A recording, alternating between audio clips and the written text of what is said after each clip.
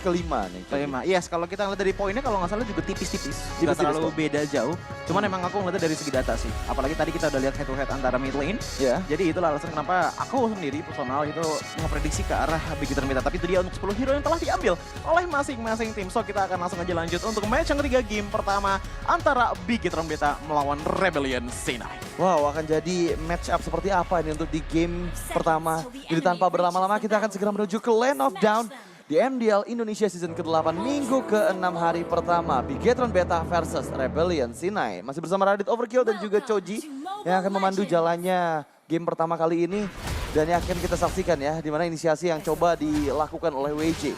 WJ ini sosok yang memang terkenal agresif banget ya. Dia udah mulai menghantui loh sisi area jungle dari teman-teman Bigetron Beta. Sementara dua player lainnya itu berkumpul di bagian top lane sama-sama mendapatkan level 2 yang terlebih dahulu di arah XP lane. Walaupun aku prediknya ke arah Big Hit Beta, entah kenapa aku ngeliat Rebellion C9 punya pick yang sangat bagus untuk di game kali ini. Kalau misalkan kalian perhatikan, 4 kecuali Wijanarko itu punya power area of effect yang besar. Namun kalaupun emang mereka ingin melakukan pick of potensialnya, ini bisa banget dengan adanya WJ menggunakan Cho.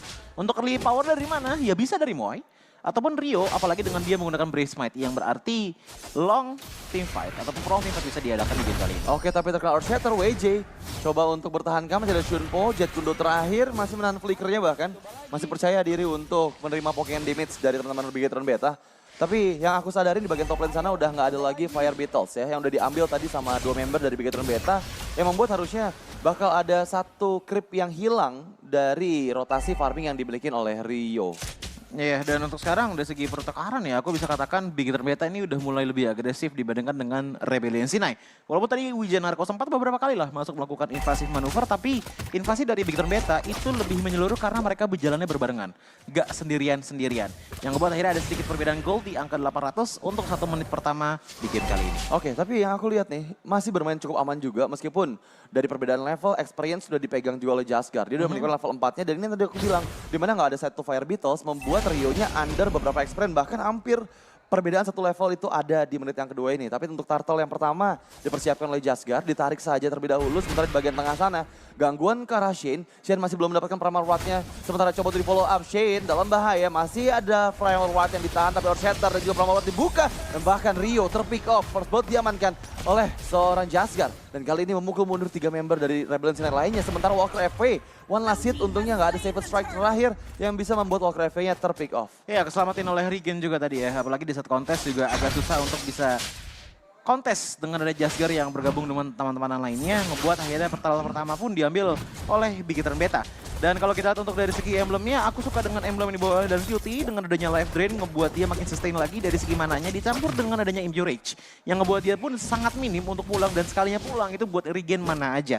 Tapi kalau untuk damage potensial gimana? Tetap gede kok. Karena kenapa? Biasanya untuk item sekarang Valentine itu menuju ke arah Clock of Destiny ditambah lagi dengan Lightning Connection dan juga Ancient Talisman. Oke, tapi The Way of Dragon ke arah Serendal Kitty masih coba dibelikan tapi flicker dan juga Earthshatter serta flicker from Shane langsung bisa memfinish Wijanarko yang udah nggak punya escapability lagi. Ya, itu yang jadi power juga dengan adanya Edith ya, dimana kalau dari segi pasif barnya udah penuh itu bakal ngeluarin damage yang besar banget. Yang membuat akhirnya rotasi keseluruhan apalagi dengan early game potensial. Ditambah dengan laning match up-nya, menurutku ini lagi dipegang banget oleh teman-teman dari Bigetron Beta. Bayangin aja, Terizla lapu-lapu. Terizla kita tahu wave minion clear-nya cepat. Leslie ngelawan kalah Cloud, kita tahu itu natural counter. Yang ngebuat mungkin Rebellion C9 bisa menangin ke arah tim fight-nya kalau ada momen. Oke, tapi untuk kali ini 2 melawan 4 dan bahkan coba untuk The Wake of Dragon kembali dan Kitty nggak bisa bertahan tapi WJ terjebak sepertinya. Dari sergapan beberapa member untungnya masih bisa selamat dan bahkan Rio belum selesai. Dia coba untuk mendapatkan Shane, player kedua dari Bigetron Beta. Coba untuk perawat untuk mundur tapi sepertinya damage yang dihasilkan belum cukup untuk bisa mempick off Shane dan bahkan disengage diciptakan. Disengage dari dua belah tim, namun kalau kita lihat untuk dari segi momentumnya tadi enak banget dari Rebellion C9 dengan dapetin satu player. Aku lihat Big Mac. Yap, terlihat Big Mac di bagian jungle sana. Tapi sadar gak sih Coach, ini snowballing yang dipegang sama Bigetron Beta ya. Cuman gara-gara satu Fire Beetles yang ini nih, yang tadi sempat diambil sama 2 member dari Bigetron Beta loh. Mereka benar-benar ngebuat dari Rio-nya under level. Sekarang udah tertinggal 2 level, tapi The Way of Dragon dan juga penalty zone from Narasi menjepit 2 member dari Rebellion Sinai. Ada WJ yang berhasil dihilangkan dan bahkan Rio mencoba untuk bertahan dari semua damage yang masuk. Nggak ada Press of Wrath, masih bisa disability. Tapi lihat Arcane Jade, dilakukan oleh Dan Kitty dan bahkan mempanis Rio. 2 match down dari Rebellion Sinai serta Turtle. Di-secure oleh Big Hit Beta. Langsung instan dari yang tadinya beda di angka 1.700, sekarang menuju ke arah 3.000. Dan bahkan aku melihat bahwa adanya inisiasi karena dan QT ngebuat dia pun bisa dibilang hampir tumbang. Tapi dari segi potensialnya dan QT itu nggak menggunakan flicker. Iya. Dia benar-benar nahan banget, dari segi HP juga masih lumayan oke. Dengan adanya mental yang tenang seperti itu, akhirnya dia bisa balik. Tapi ternyata pas ngeliat adanya momentum dengan Rio yang tinggal 1 bar HP, dia langsung flicker justru ke depan sana, follow up damage-nya dan membuat Rio pun tumbang. 2 tumbang dari junglernya Rebellion Sinai. Iya, dan ini belum selesai loh, karena memang WJ selalu menjadi target juga nih ya. Ingat, sisi yang dipunya sama Edit itu cukup lama loh. Bahkan dari Chow-nya kalau sampai nggak bikin top boots, dia bakal kenal combo dari Onward dan juga Shatter. Tapi ada pertempuran di mana sekarang Onward lagi membuat WJ yang mispositioning. The Way of Dragon dikeluarkan tapi gagal untuk memfollow up. Dan bahkan di dalam reward formation semua player berdansa dan ada blessing duet. From Moai masih belum ada damage output yang maksimal dan hanya menukarkan kedua belah roamer saja. Masalahnya pertukaran didapatkan oleh Big Hit Beta itu selalu diuntungkan loh. Dan lihat bagaimana dengan real world manipulation yang udah di copy itu langsung cover ke arah bottom lane dan ngebuat harusnya bottom lane turret bisa dihancurkan oleh teman-teman dari Big Hit Beta. Dan bahkan atasnya juga yang ngebuat akhirnya space dari Rebellion Sinai ini makin tipis lagi dan agak susah untuk bisa mengejar ke arah Big Hit Beta. Kecuali ada pencurian ke arah turtle yang ngebuat harusnya dari segi network bisa dikejar lah tipis-tipis. Oke, tapi Jet Kundo, WJ hanya memberikan pokean damage saja dan memang ini early game dari Big Hit Beta. Kita ngebahas masalah statistik ya. Tadi di statistik juga terlihat kalau misalnya first blood count mereka tinggi banget dan ternyata memang seagresif itu loh permainan mereka. Meskipun bawa Leslie, hero yang biasanya selalu di babysit, cuman si V-nya inget nggak dia tadi udah selalu ikut juga ke dalam pertempuran. Iya, walaupun dari arah early padahal ya. Iya. Tapi ya balik lagi, kalau misalkan aku lihat dari segi item ya mungkin yang akan dipersiapkan pertama kali ada Berserker Fury untuk damage potensialnya. Oke, tapi di bagian tengah penalty zone from Narasi. Mereka pada 4 member tapi masih bisa escape. Dan kali ini pertempuran dibuka dengan Blessing duet from Moai. Coba untuk make up Narasi masih terlalu taking dan damage reduction-nya mundur ke bagian belakang dan better image tapi 2 men down dari Rebellion Sinai. Dengan pertukaran hanya Shane seorang.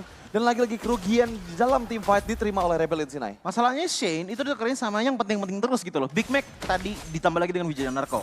Dia ada bottom lane-nya Shane-nya tumbang, tapi tadi kalau nggak salah ada Rio yang bisa ditumbangkan juga. Yang ngebuat akhirnya ya udah Big Beta pun seakan-akan nggak masalah gitu loh untuk ngebiarin Shane tumbang terus-terusan. Tadi kan aku sempat bilang, Shane itu diamuk warga. Diamuk warga. Iya kan, di minggu lalu dan ternyata untuk di game kali ini pun demikian gitu loh. Karena emang yang dibawa mentalnya oleh Shane adalah aku nggak apa-apa ditumbangkan asalkan ada pertukaran. Dan itu selalu terjadi dan ngebuat lihat bagaimana dari segi gap gold di arah marksman itu terjadi.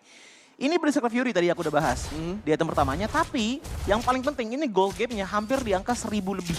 Oke. Yang ngebuat Leslie dengan adanya Berserker Fury dan juga Endless Battle, satu kali tembakan itu 1300. Berarti 1,5 bar HP dan itu bakal bahaya kalau kena ke arah Moai, apalagi dia tidak menggunakan item defense apapun kecuali menggunakan Warrior Boots. Iya. That's it, itu pun juga bisa tembus dengan true damage. Oke, ini aku ada yang mau bahas di Shortset, tapi sebelum kita membahas, di bagian bawah sana inisiasi dilakukan. Ada Puncture dan juga Phantom Execution langsung bisa mempanis Big Mac. Terpick up kedua kalinya, meskipun Rebellion Sinai nggak diam. Mereka mencari pertukaran di bagian belakang, coba untuk mendapatkan sisi depan, Shane, Ramavrat, tapi The Way of Dragon ke arah seorang CV. Mampukah dia selamat, bahkan masih bisa flicker out. Dan kali ini ada pertukaran kembali di mana Rio yang berhasil di pick off, serta Walker FV gak bisa untuk selamat, tapi lihat CV. Dia berhasil menghindari mautnya kah? Dan tetap bisa hidup, oh my god. Gocekan yang sangat manis, menghindari maut dari Wijaya Narko. Dan kali ini WJ dalam bahaya, dikejar, dikepung dari 3 member Big Hit Beta. Dan ada Phantom Execution yang dibuka, coba untuk Cyclone mundur. Ice Retribution membuat Wijaya Narko dalam bahaya karena di slow effect yang dihasilkan. Tapi sepertinya Tondros belum mampu. Dan Flicker dan Kitty, serta Harkin Shade itu yang bisa mempanis dirinya. Ini banyak ya resource-nya, Retribution, Flicker, cuman buat numbungin ke arah Wijaya Narko. Apakah worth it? Menurutku masih bisa worth it. Karena melihat dari segi potensinya, apalagi dengan Shive yang belum tumbang, ini buat di Jakarta Narko harusnya makin ketertinggalan lagi sih. Dan kita juga harus lihat, bahkan nggak cuma Wijaya Narko aja. Rio aja ini udah beda 3 level dengan Jaskar gitu loh. Yang ngebuat Retribution Power pun juga dipegang oleh Jaskar dari segi damage-nya. Iya. Bukan dari mikro ataupun makronya ya. Oke. Sebenarnya aku tadi penasaran sih untuk item build dari Dan Kitty ya. Aku kira ketika dia pakai talent Life Drain, dia nggak perlu lagi pakai Enchanted Talisman. Tapi tetap aja dia pakai juga. Jadi menandakan bahwa ini mana dan juga HP-nya bakal tetap regain terus gitu. Yang dipentingkan kalau udah ada hal seperti itu lebih ke arah cooldown reduction-nya. 20% ingat yang membuat akhirnya Arcane Shade dan juga Shadow Strike lebih sering digunakan. Oke, tapi untuk Lord yang pertama nggak ada kontes sepertinya. Rebellion Sinai paham karena mereka kondisinya benar-benar under banget di bawah 8.000 gold.